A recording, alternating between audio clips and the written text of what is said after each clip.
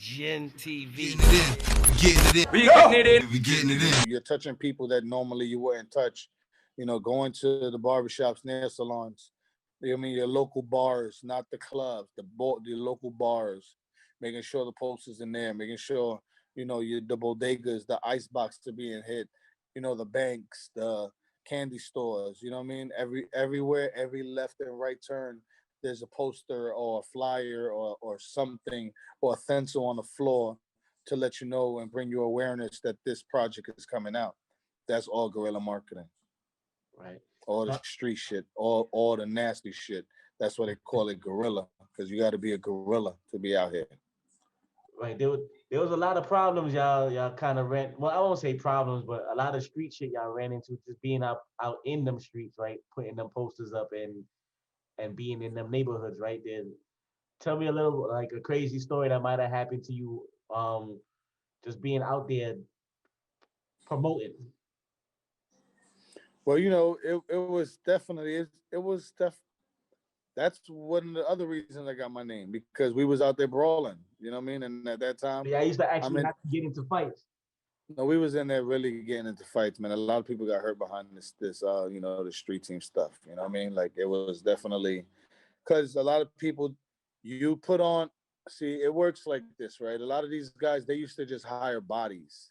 They didn't hire workers. They just hired bodies just to look like they're doing something and just to get a check. You know what I mean? Because if you tell a guy, yo, you got 50 people, that's 50 people he got to pay for. But that's 50 bodies of nothing. You know what I mean? So that was the difference between us and them. I had three snipe shooters, and we was running circles around these niggas, and they had 15 people on their team out here trying to compete with us, and they couldn't compete with us. So you know, it comes territorial. Back to the good old days. When the graffiti guys used to write, "Don't toy me, I'm up." You know what I mean? Mm. And what these guys used to do, they used to rip your posters down. They used to be habitual line crosses over and over. So And that's a sign after, of and disrespect when somebody rip your post. yeah, of course it's disrespect because you working hard, man. You be out there all day putting up them posters. Sometimes it's cold. You know what I mean? You running from cops. You know what I mean? Like it's really a lot at the time to be out there. So you out there all day. You frustrated, and then at that time you wasn't getting no real money. You know what I mean? You out there getting cell phone money at that time. You really wasn't getting no real bread. So you out there running around ragged, and these guys come rip all your posters down and then put their posters up. And then that's where it'll start. So now there's problems in the street.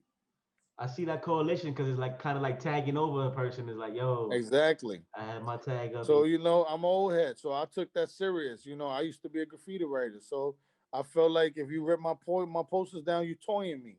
You Right. know what I mean? Like, yo, bro, we got problems, man. Like, who poster was that? Oh, that's Violators team. Oh, that's Bad Boy. Oh, that's So Def. You know what I mean? Because those are the teams I used to always go against. So Def, Violator, and Bad Boy. And the other little teams, they didn't really matter because they was just out for the day. Everybody else was out every day. You know Mm. what I mean? So that was the difference on the little guys, like the RC. Though at that time was what Epic at that time when they had, what they had, Akon and T Pain and all them back then. Epic wasn't really in the street like that, getting busy like that. They wasn't doing none of that. So it was only a certain type of labels that was really out there doing guerrilla marketing. A lot of them really put their money on media. They didn't really worry about the street. But Def Jam, Violator, Bad Boy, Loud, Loud, they all were street. They all got street artists, so they need that guerrilla marketing. So that's crazy. That's crazy to think y'all was actually out there. And did the label owners did they get any wind of that or did they care Yeah, about of that? course they got wind of it. Well, not the owners, like the guys. They from at that time that was the guys from Seagrams that owned Universal. You know what I mean? Like they don't know what the Okay. fuck we're pebbles in this. We're a little fucking dot in this big ass ocean. You know what I mean? They Right. don't know what we're doing. Right. Right. Like and then we was getting locked up, but it wasn't no real charges. Nobody was really going away for years. You be there for the weekend and you're home. You got to pay a fine, and that's it. On to the next. Would they pay that fine for y'all, or that was out of your own pocket? Oh no, they paid the fine. That was Oh, they knew that. They knew that's part of their budget, you know, because they know that, you know, at the time it was illegal, so they knew that. They, you know, they're sending dummies out there. That was around the time when everybody was rocking with me when I was going hammer time for Def Jam. You know what I mean? So my so it was that young Jeezy, that Rick Ross wave. You know what I mean? That's when I really was. They depended on, because those are street artists, so they really needed the streets.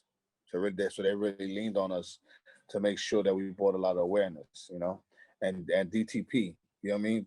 They was definitely, you know, Ludacris, and, you know, and his whole team, you know, we had to go hard in the street for them. Gintv.com.